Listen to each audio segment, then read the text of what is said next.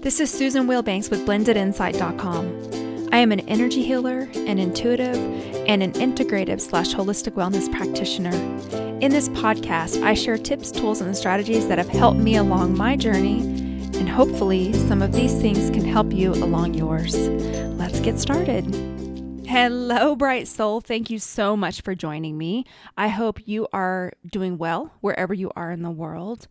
I'm feeling pretty renewed and excited because June is upon us and it's almost summertime, and I am so looking forward to milder temperatures and being able to leave my house without a jacket. I have just had a really tough winter. Here in Colorado, it's been really cold and we didn't really have a spring. We got another big snowstorm last week and it's just been really tough. So I am just so thankful for the changes in seasons, and I'm looking forward to summer. So for today's podcast, I want to talk about something that I've really struggled with my entire life. And chances are, if you're a codependent or you are an empath or you just weren't taught, you also struggle with this area, and it is boundaries and emotional limits. I wanted to dedicate a whole podcast to this because it's really layered. It's not so cut and dry and simple. And so I'm hoping that this podcast will help you to get the tools and the tips that have helped me. And of course, we'll do an energy healing at the end. So I first wanted to start off by saying a boundary is just a limit. For me, growing up in a codependent household with a mother who is an alcoholic and two older twin brothers that roughhoused me and beat me up, I didn't know what a limit was. And I know that this pattern started really young in me because I really had no sense of self-esteem or self-worth. I had that dysfunctional sibling relationship with my older brothers where they roughhoused me. They used me as a punching bag. They bullied me, beat me up, and I was left alone with them a lot, which is super common in sibling relationships. And on one hand, you can laugh about it, but on the other hand, I'm a mother. If someone treated my daughter like that, children or not, I'm going after you. I would not let them do that because I know the damage it does. It's not right. But I know my mother was beat up by her brothers, and for her it was, okay, well, that's just normal. And in many households it is. But for someone that comes in with a mission of healing others, it's a little bit hard to learn how to speak up for yourself when you're constantly being belittled and put down and beat up. So that's where it started with me. And my brothers, they're not here anymore. They both transitioned, and I've shared that before. One died at the age of 22, the other at 32. And I love my brothers. They didn't know any better. They were just, they had that sibling dysfunction where maybe you're a little jealous, or yeah, you're a girl, but I'm a boy and I'm just going to beat you up. And it created a tremendous amount of anger inside me. And gosh, I used to go to elementary school and fight people because that's all I knew is how to physically fight people. So in some ways I can say maybe it helped me with surviving, but there's such better ways to do that. And I really didn't put two and two together until, years into my healing path where I'm like, okay, so I basically had a codependent household in many ways. And so I never learned. I didn't learn self-worth, self-esteem, limits, or boundaries. But I'm going to share with you what really helped me to shift this so that if you relate to any of that, you can also shift it in yourself. Boundaries and emotional limits are particularly important because they help us honor ourselves and teach others how to honor us and treat us. And if you're a codependent or an empathic person, chances are you can lose yourself, or you have lost yourself, in other people because you relate to their needs so deeply. And what's really important for you to know is that self-care is not selfish. It's necessary. Boundaries are not selfish. Selfish behavior is different than healthy boundaries. Healthy boundaries help us to function properly. It helps you to give from your overflow. And the thing with lack of boundaries is that it will cause you to get physically ill. And I've experienced that too because you wear yourself out on a physical, energetic, and emotional level. And if you've noticed, a lot of caretakers have massive health problems because they are overgiving, and it is not healthy. So the very first thing that we do when we're setting emotional limits and boundaries is you have to give the people in your life permission not to like it. They won't like it. You have co-authored a certain pattern with these people in your life. And when you decide to change it, it doesn't mean that they've also agreed to change it.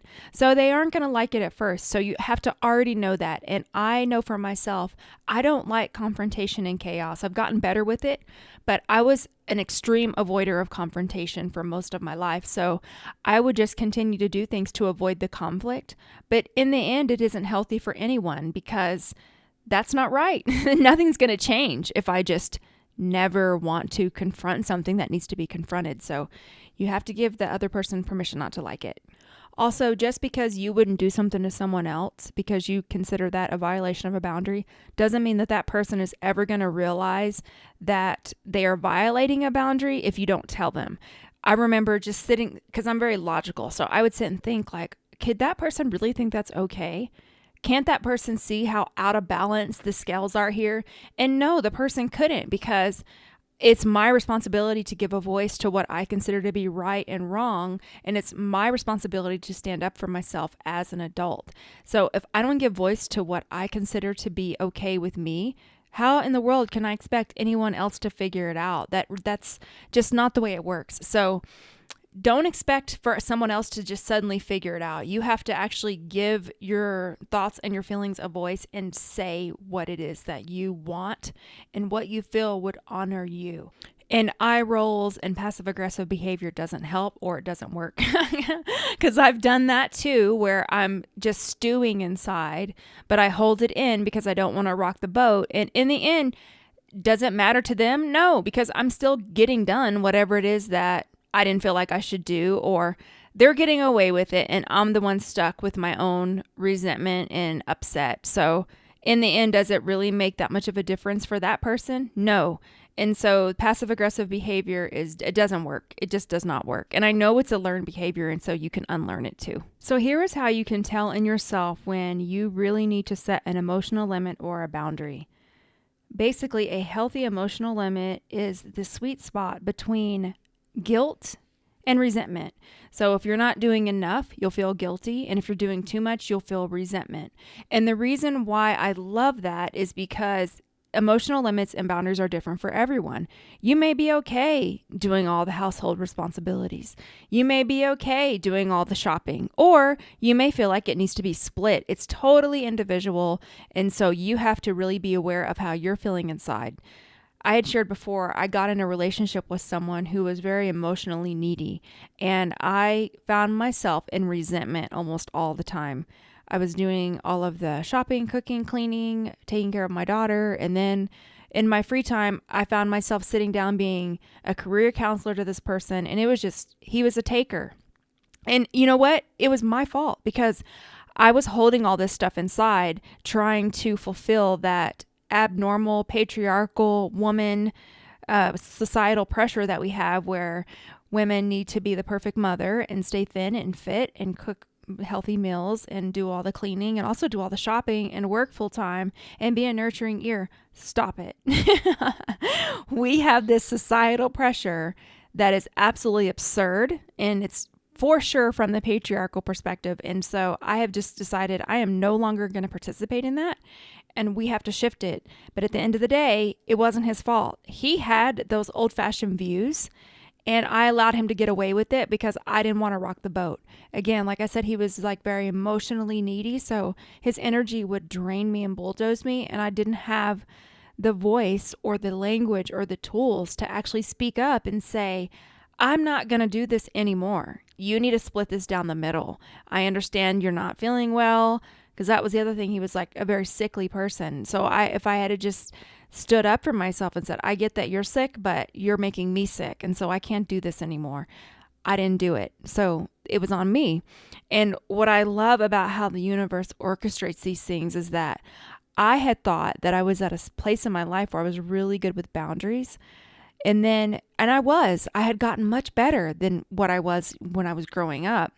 But there's levels of truth and levels of healing that we experience. So there's no need to get frustrated with yourself when you're presented with another opportunity to heal and to go to the next level. The way I saw it was like, I mastered elementary boundaries, and then I mastered middle school boundaries. And then I mastered high school boundaries. And then I got into a bachelor program for boundaries. And I thought, I'm good. I healed it. I am awesome, ready to go. And then all of a sudden I find myself in a PhD boundary program where I'm like, wait a minute, this isn't going to work. And so I wouldn't be talking to you about this right now if I hadn't experienced this. So I'm grateful for it because it showed me areas in myself that I still need to heal. And I can't blame him. I didn't speak up for myself. Now, when I did speak up for myself, now that's when things started to get real. And I'll share that too. So I like to use myself as an example because it basically illustrates to you how I applied this in my life to help to inspire you and give you ideas. And also to let you know that I'm not just throwing some stuff out here. I've lived it. I mean, and there's been countless examples, but I'm just using this one as the most recent. So in this particular situation, I'm an energy healer. So I was doing countless healings on this person. I had other people working on this person, and I was using all my energetic tools. So when he would come around, I would cross my arms and legs to prevent him from cording my solar plexus. I would imagine sending beautiful healing energy to him while he was, talking about things that he wasn't willing to change. And that was my frustration with him because I'm very much a compassionate listener. And I get that comment a lot about how even if I'm not in a session with someone, like in a professional setting, just day to day, where I'm a compassionate listener. And it's because I am empathic, but I get frustrated with people that just want to dump on me and never want to make a change. I can't do that because my energy is so precious and I only have so much of it to go around. And he was one of those types of people that literally complained about the same problem for years and years and years and would never ever change it. And when I would give suggestions, he would shoot them down because he wasn't ready to change. He just wanted to suck me dry and he didn't realize it energetically. So I would send healing while he was talking to protect myself. I was cleaning the cord between the two of us. Everything that I would ever do in a private session that I do with my clients when they call and book a session with me, I was doing it for him, in addition to having other colleagues of mine work on him and me. So I was doing everything on an energetic level, but the thing that was missing is I wasn't giving a voice. I wasn't setting a physical boundary. And as I always say, spirituality must be carried out in practicality. And that's something I learned from a pastor many years ago. And it so resonated because it's true. I want to be a presence on this earth. I want to be connected spiritually. I want to help people heal and grow. I want to be a channel. And I also want to do physical things. I'm in this body to experience life on earth. And so the way I see it is you got to do the energy healing part and meditate. That comes first, and then everything else starts to flow. But, there's physical lessons that we also have to learn. And me speaking up for myself was one of them. And I think the universe was like, okay, you've learned all these energy healing modalities. You've established a practice. You're doing your meditation. You're connected. You're hearing all of that. Good job. But I got another one for you, sister. It's like, okay, you got all that down. Now it's time to up level you. You have to learn how to speak up for yourself. And what better way than to learn to speak up for yourself with someone who you've co-authored this situation with that was incredibly toxic. It had been years in this toxic setup where I was being drained and my health was beginning to suffer. And it was starting to overflow to my daughter because she could feel my energy. We're connected. And I was drained, but I was still getting everything done. If someone just looked from the outside and they weren't empathic or spiritually connected, they would say, oh, you've got a really good setup. But they didn't know on the inside I was dying. So here's what I did. First of all, I did my best to deepen my spiritual practice so that I felt nice and grounded in my body. And I started saying no. So when I was asked, could you do this or could you do that? I would check in with myself. And if I felt that indicator, do I feel guilty or do I feel resentful? And when it was tilted to the resentment side, because I did never feel guilty because I was overgiving. But maybe in some situations you are feeling guilty and you need to give a little bit more. I was in constant resentment. So I would just say no. And I started taking things off my plate.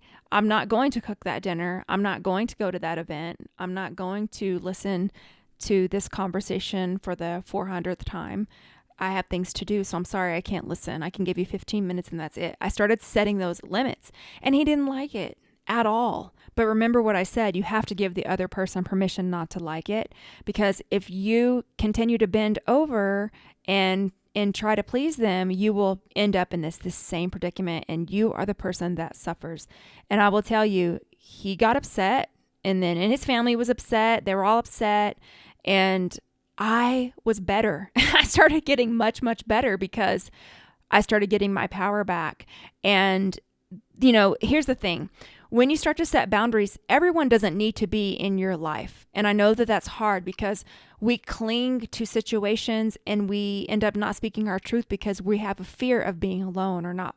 We have a fear of not being valued, or we have a fear of losing people, and I get all that. That's part of a codependent empathic trait. It's also part of just being a human. We want to be loved, valued, accepted, so I understand. But at the end of the day, do you want quality people in your life that respect your boundaries and that make you feel better when you're around them? Or do you want to be with people that drain your energy and make you feel depleted? That's another thing to really recognize in yourself. Who makes you feel better and who makes you feel worse? You have to be really clear on that. And that's an individual choice. It's an individual decision. It's an individual indicator that you have to decide for yourself. So here's what you do. You just begin to check in with yourself. Do I feel resentful or do I feel guilty? Or am I right in the sweet spot in the middle? And when you're right in the sweet spot in the middle, you're in the right place. But when you start to feel resentful, that's just the time to speak up. Hey, I can't do that right now. Or maybe you have a hard time saying no. Give yourself some space around it. So if someone's trying to get you to commit to something that you don't want to commit to, just say, you know what? I need to check a few things. Let me get back to you. Create some space. So that way you are not automatically saying yes, yes, yes to everything. It isn't healthy and it has to stop. And in our society, we have this whole unrealistic image of what a good mother would be, where you have to give to your absolute depletion to your whole family in order to be considered a good woman. I'm okay to not be considered a good woman.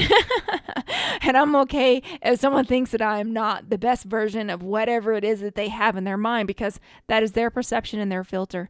I am a fantastic mother to my daughter, and I am a really good person, and I am a great woman, and I don't need to be everything to everyone in order for someone else to recognize that. If that person doesn't recognize it, then they're not meant to be in my inner circle. I don't have to care what everybody thinks. I care what some people think, but I don't really care what strangers or people from my past that are no longer in my life think about me. Because at the end of the day, we are no longer a match. So of course you're not going to think all that positively about me because we aren't in a vibrational alignment. So I wanted to share that too, to help you to understand that the right people will value and respect you. And those are the people you want in your inner circle. Okay, so let me try to recap this without going down the rabbit hole here. All right, so here's what you're going to do. Check in with yourself. Am I in resentment or guilt? Find the sweet spot in the middle. Second thing, don't climb into other people's energy when they are expecting you to fix a problem or wanting to pull you in somehow. You can feel it because you're intuitive. So when someone's trying to get you to do something you don't want to do, you can observe what they're going through or what they're trying to do and then disconnect from it. Don't let them suck you in. That's actually really easy to do. And if someone is trying to basically get you to be a counselor to them, and at the end of your day when you have 30 minutes left and they're wanting you to help them, because this is so common with women and also empathic people or healers or just nice service oriented people, you'll have those in your life that come to you for everything, and you just kind of smile and observe it. And whenever they're asking your opinion, just say, I'm exhausted and I'm not in that space right now. I'm going to pray for you though. I'm adding you to my prayer list. I will send you lots of good energy and prayers. And really do that. I actually really do that for people whenever I tell them I'm going to do it. And that way I'm not climbing inside it and taking it on as my own, and I'm empowering them that, hey, you're connected to universal life force energy just like me. You have a higher power just like I do, and you can connect and get your own answers. That actually empowers them, and it breaks that cycle of feeling like you have to fix everything for everyone, because you don't. Commit to self-care and be okay with it. Let other people be upset with you taking time for yourself. I got really good at this too. And in that particular relationship, I started doing things that I wanted to do. And in that particular relationship, it was this really dysfunctional thing where if I wanted to do something, this person wanted me to include everyone in his family and him, and nobody's schedules would ever mesh up. So then I wouldn't end up doing what I wanted to do because I'm trying to coordinate and bend over backwards and wait on everyone else. No, I'm not doing that anymore. I quit doing it. So I'm like, this is the day that I'm going. If you can go, cool. If your family can go, cool. But if you can't, we'll just have to do it another time when we're all together, but I'm still going to do it this time. And he didn't like it. And his family didn't like it. But you know who did like it? I liked it. And I started to feel better and more empowered. And that's the way it should be. That's actually a healthy approach, because when you are the one that's doing all the compromising, which was the case in this particular relationship, and you're the one doing all the sacrificing, and I see this in couples who've been together a long time where there'll be a certain person in the relationship that never does what they want to do, and they're resentful and bitter inside because they never get to do what they want to do because the other person doesn't like it or the schedules don't mesh up. That's no way to live. And there's no reason that it has to be that way. If you're capable of doing what you like to do, go do it. If the other person can't go along, that's fine. They don't need to. Go do what you like to do. But it's absolutely absurd that we put off little things. And these weren't even big things. These were little things like, I'd like to go to this restaurant for lunch.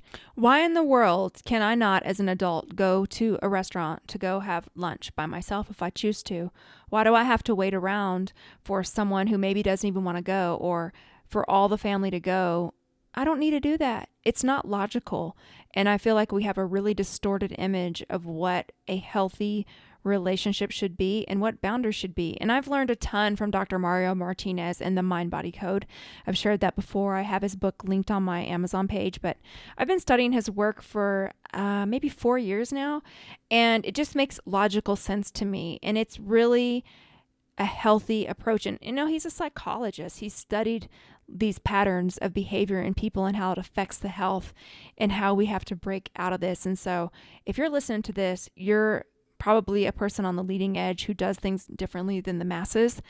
And I'm also that person, so I'm okay for it to start with me. And most importantly, I would like to teach it to my daughter because I really want to create a new generation of healthy people with boundaries and limits who love to give and learn and grow, and who don't have to just develop into a bitter, miserable person. Because at the end of the day, it's our choice. So this is why I feel like this whole podcast is very empowering. It's your choice to give your thoughts and feelings a voice and give others permission not to like it. So what you can do is release what is not yours at the end of the day and remind yourself that you're giving others the opportunity to grow. Ground yourself through grounding techniques to replenish your energy. Go outside in nature. It's a healing process. You're unlearning a pattern that has caused you a tremendous amount of discomfort, bitterness, resentment, exhaustion, fatigue, possibly health problems. You were worth it to heal this in yourself. And it's okay for you to give your feelings a voice. It's okay to do that. And I want you to know that boundaries are always for your highest good. Any loss you experience as the result of setting a boundary is not a true loss, because in the end, you're going to gain strength, respect. You're going to get your energy back, your power back, and you'll send out the vibrational signal that you're worthy. And the root of this is feeling unworthy, feeling like you have to take the short end of the stick, feeling like other people won't like you if you stand up for yourself. It's an old wound that must be stopped and healed. Do the energetic techniques, do the inner work, but also give your boundaries and your emotional limits a voice. It's a work in progress. I'm still doing it. I'm still working on it, but the major leakage in my life has been alleviated when I started to stand up for myself against this person, gave him permission not to like it, and the more I did it, the happier I became, and the more I did it, the stronger I became. So I can tell you it's worth it, and it works, and you are worth it. So with that said, let's go into a healing to help you embody this in yourself. So uncross your arms and legs. And just receive the energy. I'm going to be doing some shields, but first I'm filling you with beautiful healing energy to strengthen your will center and your personal power.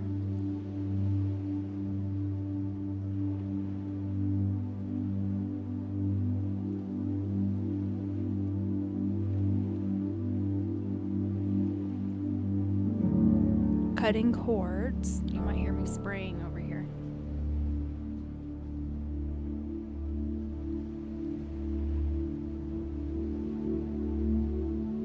Running some shields now.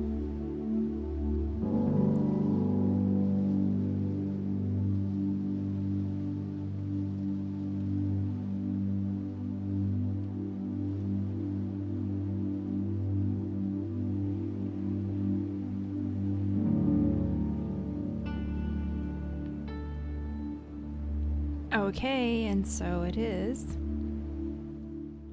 Okay, I really hope that helped you. I hope there's something in this podcast that resonated with you, something you can take forward to help you to set your emotional limits and your boundaries and be a happier, healthier, more fulfilled version of yourself. Also, please like and subscribe this podcast. Leave me a review. Subscribe to my YouTube channel. Get on my newsletter. Go to my website, blendedinsight.com, and right on the front page, you will see where you can sign up for my newsletter. You will get lots of nice free tips and reminders from me through that outlet. And I just want to thank you so much. Thank you for being a part of this community. Thank you for connecting with me. And thank you for listening to this. I'm sending you all my love. Have an amazing day and week. Bye-bye. Take care.